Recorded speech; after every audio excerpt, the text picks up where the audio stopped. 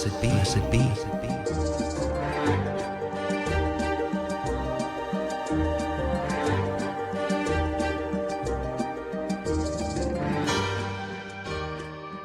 Greetings. Thank you so much for listening.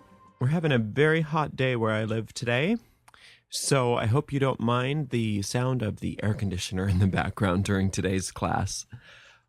We are going to, as usual, start out with answering a few questions, and we'll get right into our lesson. I looked like I missed one from the Q&A session, so I do apologize. That was from Athena's Child, and it says, I thought I would post this to you to ask on your show, as I think there are others who may have this issue. I have always been very in tune with Mother Earth, and I find that when I draw up energy from the earth, I can literally feel her sadness and pain. It actually brings me to tears, and I am now very apprehensive to do this, as it can take days for me to recover. Most of the time I can just connect to the earth energy and feel great and inspired and alive, but the second I reach down into the core, I can feel her pain. Please help. How can I open myself up to the life force of Gaia without it causing me to become depressed? Well, that's a very good question, and I appreciate you bringing that to everybody's attention. I empathize with your predicament there, and I don't want to at all belittle what you're experiencing. So I hope that you understand the place from where I'm coming when I tell you this, that we all need to be very careful that we don't project our own pain, depression, neuroses, all that stuff from our own personalities onto the earth. And I try to avoid a lot of the religious aspect of the craft on this podcast because I don't want to alienate people who aren't interested in that side of things. But just to answer your question, and this is something that probably would be almost better discussed on my other podcast, but here goes. To say that the earth is feeling the same kind of pain and sorrow and sadness that we are is something called anthropomorphism.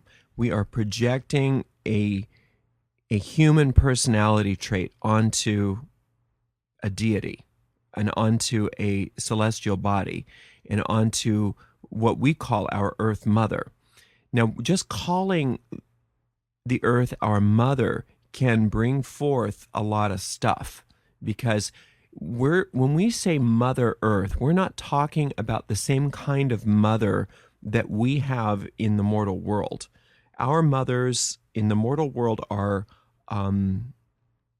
people, and they have personalities, and they have their own imperfections and character defects and their own stuff that they go through.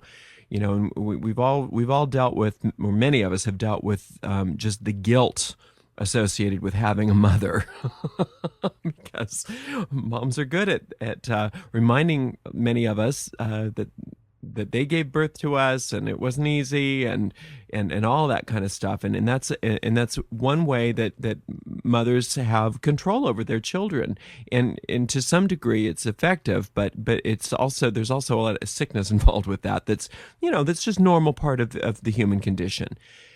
But to put that upon the Mother Earth is missing the point. To say that you're reaching down into the earth to draw up energy, you're feeling her pain, would be very much like saying, I have a hard time breathing deeply because I feel the pain of the oxygen molecules as they are consumed and converted into carbon dioxide, and I feel like I'm killing oxygen.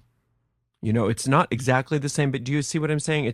It's not the same. The idea of Mother Earth, the idea of a supreme mother force, the great goddess, is the idea of a type of unconditional love which is almost incomprehensible from a human perspective.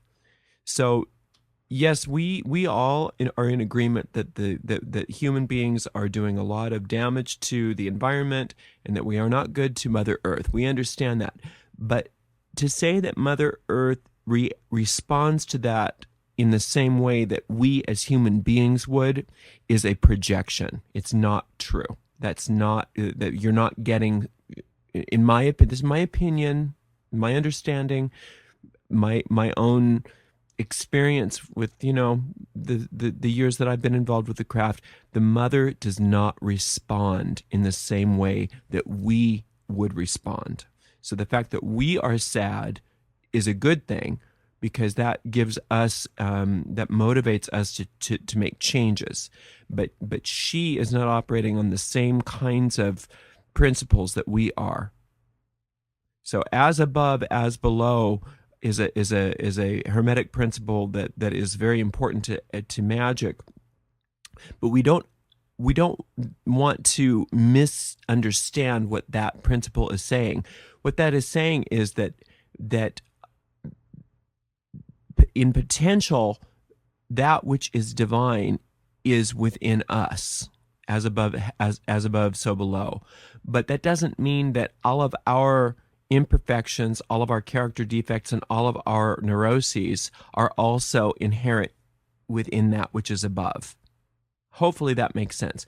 Do your grounding and centering. Pull up that earth from the Mother Earth. She is pure love. I guarantee you she is thrilled that you are connecting with her. And anything that you are dealing with as far as sadness and stuff like that is coming up for you to heal within your own personality. Don't project it onto her. It's stuff that you need to heal. So by just the very fact of you connecting with her and pulling that energy up, you are in effect healing it, because if it's on the way up, it's on the way out. Now, if it's too much for you, then you're going to have to take it slower.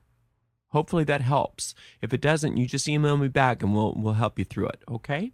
Very, very good question. All right. Now I have another question from Nighthawk. And it says, Ariel, I've been going through the Witch's Primer and currently am working on the Water Body Week. I have looked ahead to see the topics covered and saw that you had an episode on money and prosperity. Recently, my shed has been broken into and I feel violated. Can you do an episode on a spell for protection of property? Yes, I will definitely do an episode on protection. There is, if you go to the DCW podcast, there's actually already a podcast on psychic protection. And that one might be a really good one for you to listen to. There's also a protection meditation on the meditation podcast. And also, I don't know if you've gotten to this, I don't remember which primer episode it was in, but when you're doing your daily magical practice, if you include using salt and water in your chalice, in your meditation while you're doing your work, consecrate, or even if you don't, just do it anyway. Consecrate that salt and water. Just salt and water chant that we have in the there's a bunch of them, but anyway, all you want to do is just bless the salt and water. Just see the blue light going through there, the electric blue light, and charge it with the words of protection, saying, I charge this salt and water that wherever it is cast, all that in the vicinity is protected. And then you go around your home or your shed or whatever you need to protect, and you sprinkle it, and you say something like, salt and water by casting thee, no spell nor unknown purpose be, not in true accord with me, and as my will so mote it be. And just do that. And you can do the same thing with a smudge stick or with some incense. Go around and smudge out the area. Fire and air, this charge I lay, no spell nor adverse. I'm going to try that again. Fire and air, this charge I lay, no spell nor adverse purpose stay around this place night nor day. Hear my words, attend to me, and as my will so mote it be. And you just do everything clockwise, And then if you have an athame, you can actually, instead of, this isn't the same as a magic circle, you're going to actually go around the property. If you can get outside of it, great. If not, then go around inside and visualize the circle of protection going outside around the property, and just walk around with your athame and say, I conjure a circle of protection. And I lay the circle of protection around my property, that all who enter this place bring only peace, love, and joy. Something like that. You can make up your own words, okay? When you're done with that, go ahead and you'll have some salt and water left over in your chalice. Pour it on just on the outside of the threshold of the dwelling and say, I bless this threshold, that all who cross it are blessed with peace and love, and only that which is peaceful and to my highest good may enter herein. Okay, so the little blessings like that. Another thing you can do is take some small blue votive candles and anoint them. We're going to be talking about anointing candles actually in this episode, so listen up. And place maybe 5 or 7 or some odd number like that around the place, around the dwelling, and light them all. And you've charged them with protection, you've charged them with peace. And if you are involved at all with working with deity, then you also want to call upon the deity that you work with, or just God and Goddess, or just the universal life force, or infinite intelligence, whatever you call it, whatever works for you, to come and be within this place. The other thing you can do is do some talismanic and amuletic magic, and that's another podcast that I will be doing. But you'll just you can get a little muslin bag, or just a piece of fabric, white piece of fabric or a blue piece of fabric. You could do a gold piece of fabric, and you just put an odd number of protective items in there, such as salt, St. John's wort, lavender. You could put crystals in there that you've charged with the power of protection, and you will tie that up with a string of either a white string or a complementary color string, and you'll want to charge that with a thought form, like we've discussed in the thought form class. You want to create a thought form of protection and imbue that talisman, or that, I'm sorry, this is actually an amulet, with a thought form, and then hide that somewhere in the dwelling, and you'll keep feeding that periodically. And you just visualize wherever that is, that amulet is, that a huge orb of protection is moving out and surrounding the entire dwelling, up to the circle boundary that you cast with your athame. And again, remember, this isn't like a magic circle where nobody can cross it. This is protection, so that it's a filter, that only that which you want within your dwelling comes, and nothing else can cross. Hopefully that helps you. All right, let's see. Okay, here's a couple questions that I think they wanted to remain anonymous, but they were such good questions that I'm gonna go ahead and bring them up, and I'm not going to mention any names.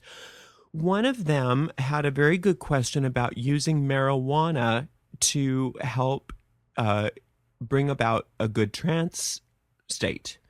And I know that there's probably a lot of people that would say that that's a very good thing to do. And I don't really, believe it or not, I don't have a huge judgment on pot. I don't think it's, I don't think it's as dangerous as a lot of people say, but I also don't think that it has a place in the beginner's toolbox for magic. And this is why. If you're using any substance, whether it be natural or chemical, synthetic, to bring about some sort of altered state of consciousness in order for you to do magic, you're missing the point. It would be very much like using, instead of going to the gym and building up your muscles, it would be like putting on one of those suits that makes it look like you have a washboard stomach and pectoral muscles under your clothes. It's it's kind of illusory. It doesn't really do the job. You don't have those psychic muscles. You haven't built them. Now having said that, that's not to say that it's never okay for there to be ritualistic uses of some substances. There are very legitimate uses for that. But even with pot in a magical setting, I would call those uses very rare in my personal work. There's not really that often of a call for them, and never would it be something that I would advocate for a beginner, and never should it take the place of doing what needs to be done to build up the psychic musculature or the magic musculature in order for you to do magic. I've never seen any absolute need for any kind of substance to alter one's mind. In fact, usually the opposite is the case. Usually my main rule of thumb is that drugs and magic don't mix.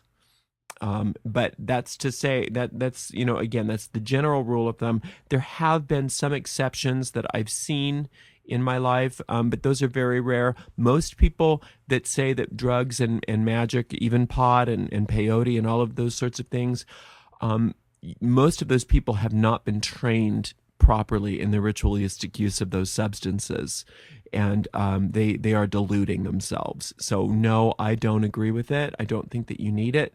I'm not going to tell you what to do, and but like I said, a lot of times people that use pot and inside magic, they think they're getting great results, but it's oftentimes more of a delusion, because if they actually were keeping good track of their successes in their magical diaries, and when they were not under the influence of a substance, and they went back and really were able to look at those things with a very clear head and very in a way that was that was unbiased, they would see that the results are not as great as you thought they were. Very much like a lot of musicians who get high and jam together, and they think it's genius, and then when they play it back later when they're not so high, it's not so much genius. Maybe there was some inspiration there. But not that they couldn't have gotten that inspiration by doing it in a way that wasn't trying to skip steps. Okay, so that's just my 2 cents. Do what you want, though, because I'm not here to judge, and I'm not here to tell you what to do. Okay, and then I had several different discussions and emails about spellcasting ethics, and okay, I'm just going to say it this way. The witch's reed is a way to keep your motives clean. It is a way to do that. It's not my favorite thing. I'm not real into the witch's reed, because I don't know. It just seems kind of dogmatic. What I prefer to do for myself is, I remember that everything I do, magically especially, magic is just an amplification of everything else. So everything I do, whether magically or not, I am in fact doing to myself. Now, when I'm in a magical operation, that's actually magnifying that. I'm actually getting a lot more if I'm doing things correctly. I'm getting a lot more of my intention is amplified. So it can get very dicey, and you can get it can get really tricky, because for the most part, I never do any magic that has anything whatsoever to do with another person at all, period. Very rarely do I ever bring anybody else into my magic. I don't do spells for healing. I don't do spells for money. I don't do spells to help people. I don't do any of that. I would much rather they learn how to do it themselves, because you teach a person to fish, and you fed them for life. If you give them a fish, you fed them for the moment. Not only that, but every single time, I mean, have you ever heard that phrase, no good deed goes unpunished? It goes manifold for magic. When you start doing good, being a do-gooder, magical do-gooder, it can cause so much trouble in your life. I can't tell you. And again, you may have to learn these lessons on your own. So, I'm trying to save you some time and some pain. But, if you want to go do spells for people, go ahead and do it. But don't say I didn't warn you. It's just not worth it. And the problem is a lot of there's nothing more delusional than magic. It's just so easy to get glamored by stuff and think that you're doing one thing when in fact you're doing another, because our egos get almost stroked when we're in a magical state of consciousness, and it's very hard to be objective. And that's one of the reasons why I recommend using a magical diary, because you've got to learn how to be objective. Because if you start living in fantasy land and not in reality, it's not magic anymore. It's not real. So when you start doing stuff to and for other people, you're going to have interesting things happen in your own life. And if you aren't able to relate what's going on in your own life to whatever operation you were doing, you're running on empty. You're not getting the point of any of this stuff. You've got to be able to relate what you do in your magical operations to the results that you're getting in your life. And that's why if you're starting to involve other people in your magic, it starts getting really messy. It gets really, really messy. Now, that's not to say that you can never, ever do it. But if you haven't become advanced enough to create results in your own life where if you do this, and this, such and such will happen. No, there's no question about it.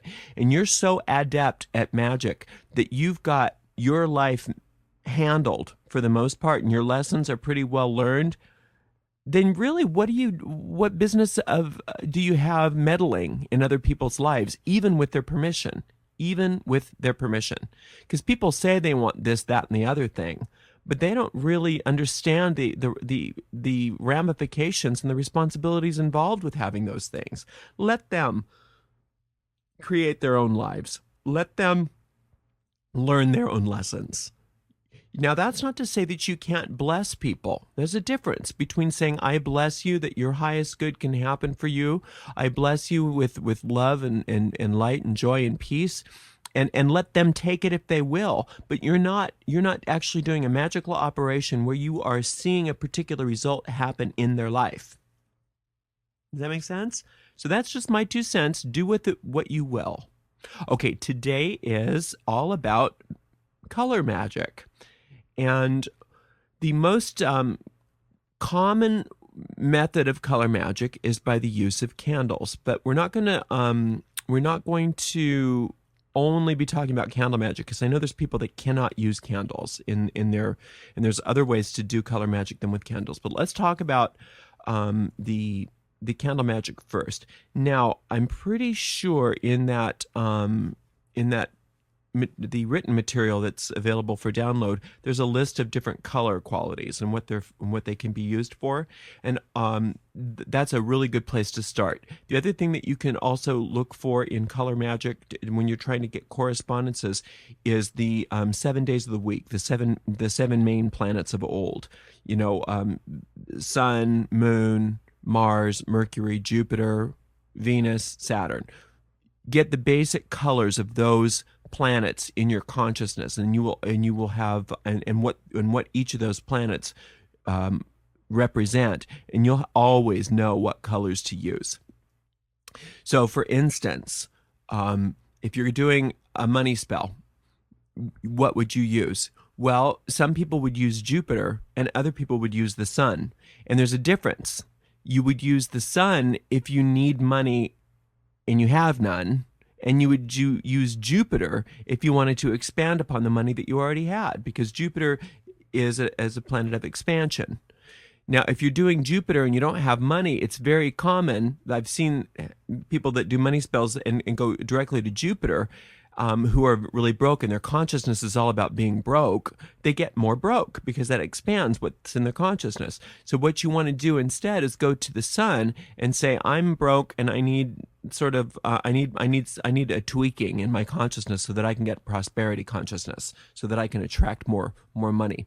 And so you would use gold or yellow, sun yellows for that. And what you would do, let's say now, let's talk also a little bit about numbers in magic, just real basic. You can research numerology and understand that there are different, and we're just talking about numbers 1 through 9 here, 1 through 9, that there are different there are different properties to each number. But if you would just, as a general basic rule of thumb, if you remember that odd numbers, think about it. What do odd numbers and odd numbers added together become even? Odd plus odd is even. So odd numbers always represent change. They always represent motion. Even numbers added to one another stay even. Okay? So what that means is that an even number of things in a spell would be for binding or for stopping or for status quo. In general, not always. This is just real basic rule of thumb. If you're starting to work with planetary numbers and with numerology and Kabbalistic and gematria and all that stuff like that, you'll get beyond that. But when you're first starting to do spell work, you're usually wanting to create change. So use odd numbers of ingredients. Therefore, you'll either want to use 1 candle, 3 candles, 5 candles, 7 candles, right? 9 candles. And I recommend that you start out with 1. Just start out with 1 candle and get a smallish candle. Don't get the huge honking candle. And this is why. We're going to consecrate and we are going to bless that candle for a particular purpose, and you're not going to use that candle outside of the spell.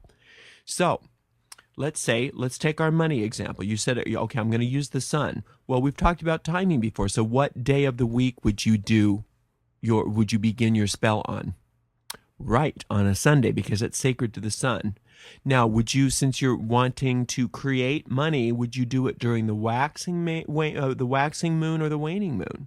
Right, the waxing moon, because you want increase. So you'd start your spell during the waxing moon on a Sunday with 1 yellow or golden colored candle. And what you're going to do is you're going to take that candle and you're going to anoint it. You're going to bless it. So you'll take some oil.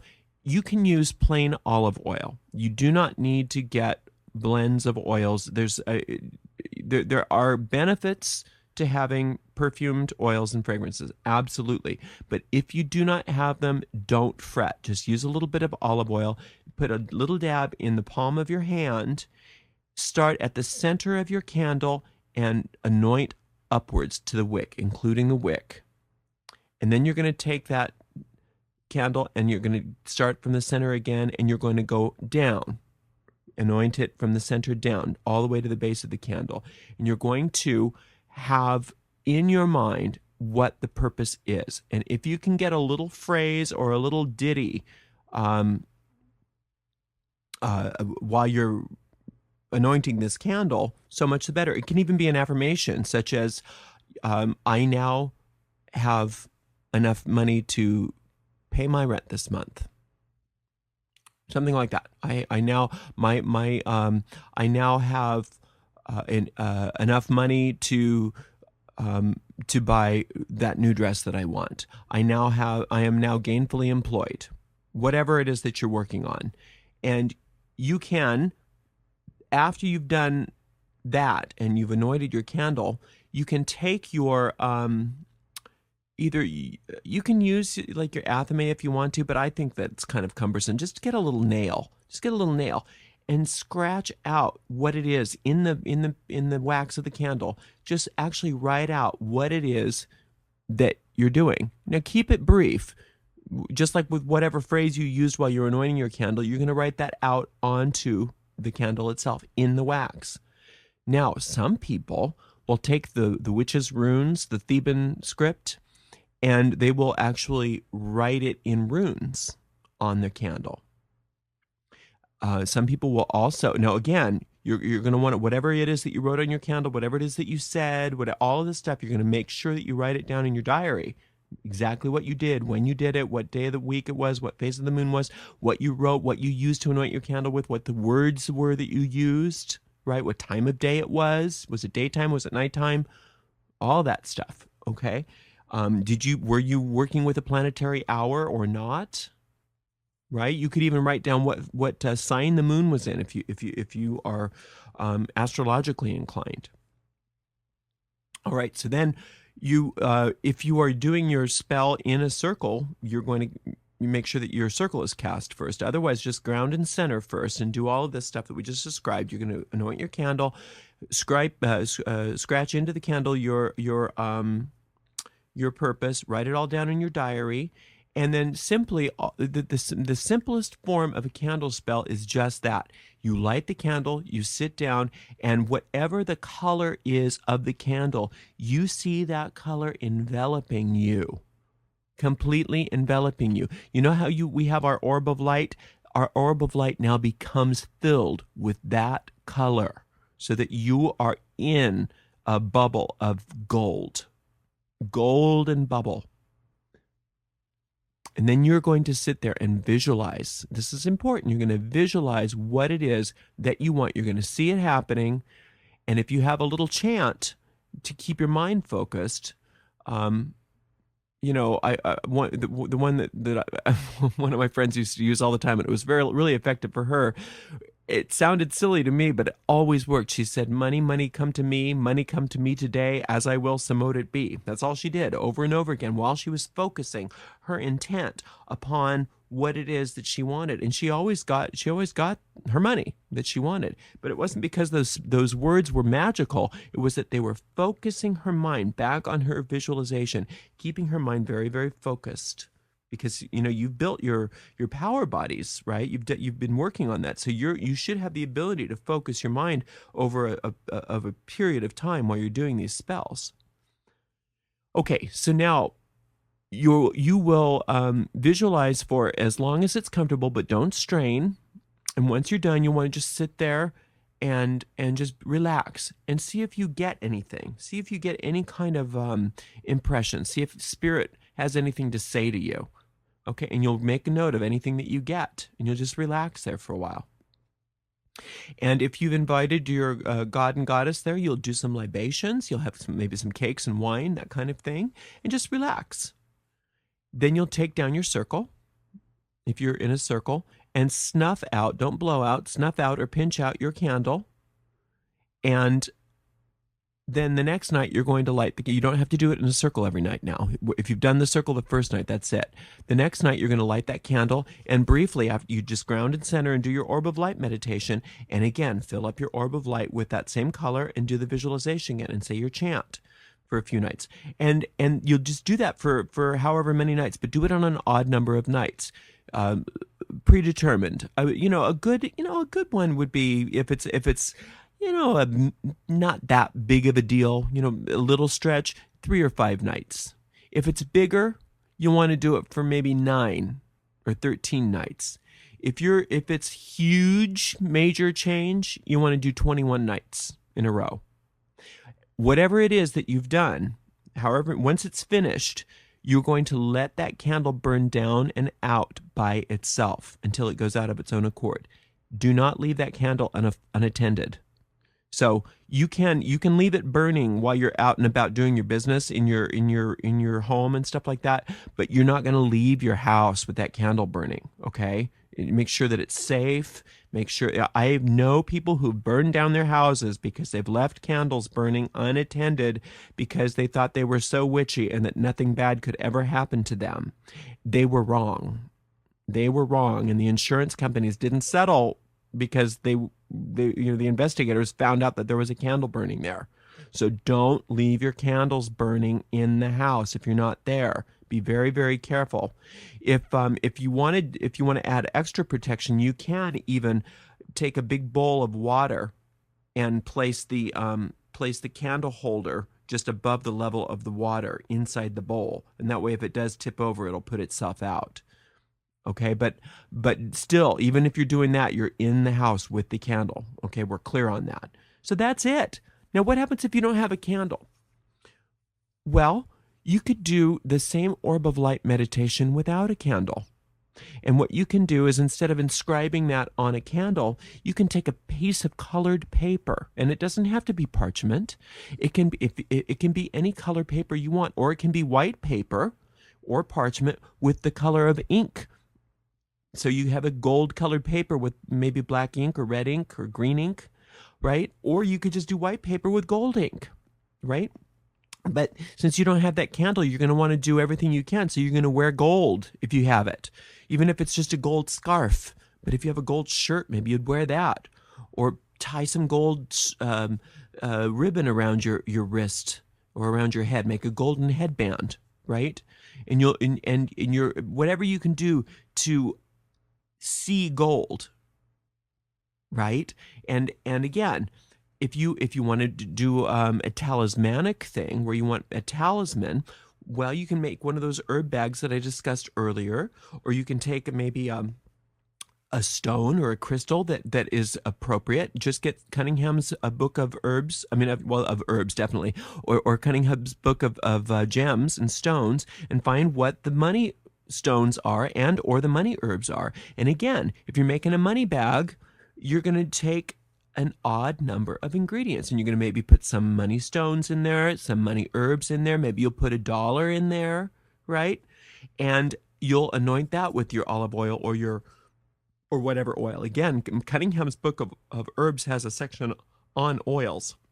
And he also has a magical aromatherapy book. And not to be a name dropper, but I knew Scotty, and he was the real deal. He knew what he was talking about. So I totally and 100% recommend his works. They are very good. He wasn't just writing to make money. He was the real deal. And then you charge that with your thought form. You build a thought form just like in the thought form class, right? And you impregnate that with the bag or the whatever your talisman is with that thought form.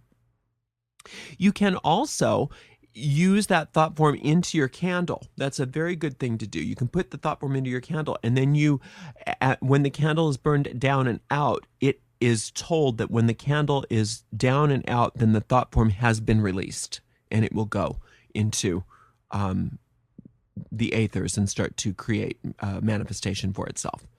Okay, so get clear on what your days of the week are, what your planets are, and what the colors are. That's you have to do that for yourself. I'm not giving you all this stuff. This is all out there for you. It's it's everywhere. Get clear about what the herbs are. Get clear about what the stones are. Okay, and get clear about what those colors are. Use those colors, and then what you can do is once you've done whatever it is that you're doing, you're going to have some leftovers. Maybe if you've used a candle or some incense, you're going to have some ashes and some wax. Or if you haven't been able to use incense and candles, maybe you've got whatever we were discussing before, like that you had a scarf, or you had a ribbon, or whatever. That was what was your focal point. Whatever it is, if it's not a talisman that you've charged to carry with you, to be a magnet for something, then it's called a relic. And you want to take those relics, and you're going to want to dispose of them. Now, this is one of the reasons why I recommend using organic things, because I want you to bury these things into the ground.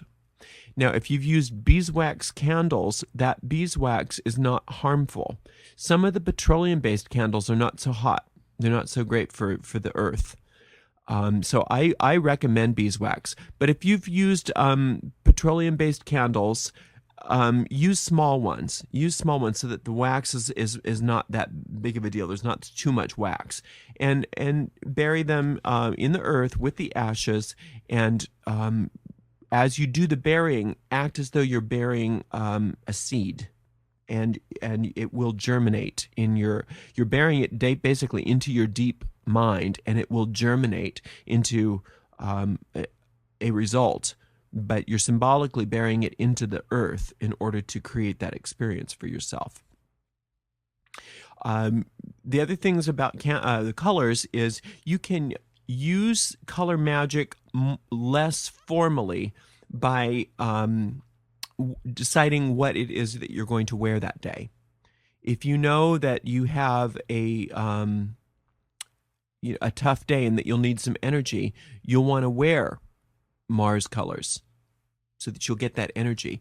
If you know that you're going to be seeing somebody that for a romantic date, you know that you're going to want to wear some Venus colors. So you're going to want to wear those greens and the pinks and the peaches and the whatever it is that, if you know that you are going to a ceremony and that you need to be very serious and focused, then you're going to want to wear the Saturn colors. You want to wear the blacks and the browns and the focused colors. If you're etc. If you're going to the casino, you're going to want to wear some purples and some Jupiter colors.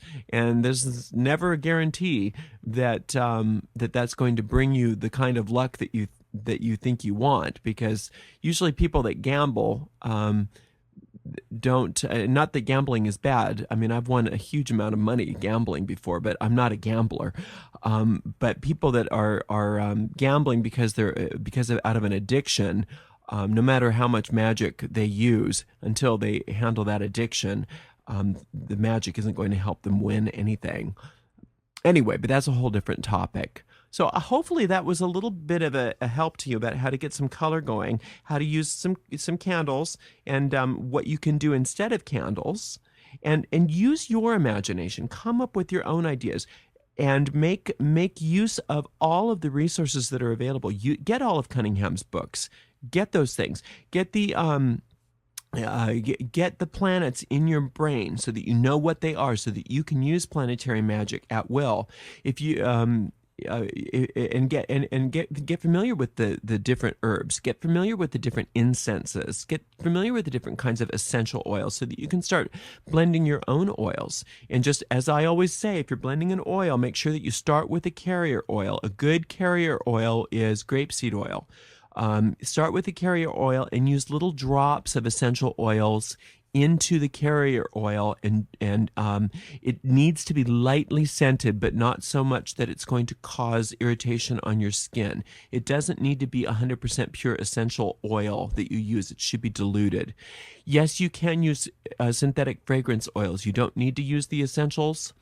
Because there are some fragrance oils there are some fragrances that aren't available in pure essential form. So you can use perfume oils. They do work. But essential oils, in my opinion, are the best. But you can use a combination of those, and you'll get some really good results. So start becoming a witch. Start acting like it. Start practicing. Start doing things. Start your spell work. The only way that you're going to get good at this stuff is practice, practice, practice, practice. Ask questions if you get stuck. That's what we're here for. Get onto that discussion forum if you need some help. We're right there for you. All of us are there for you. And I love talking to you, and I can't wait to do this again. And until next time, love and many blessings.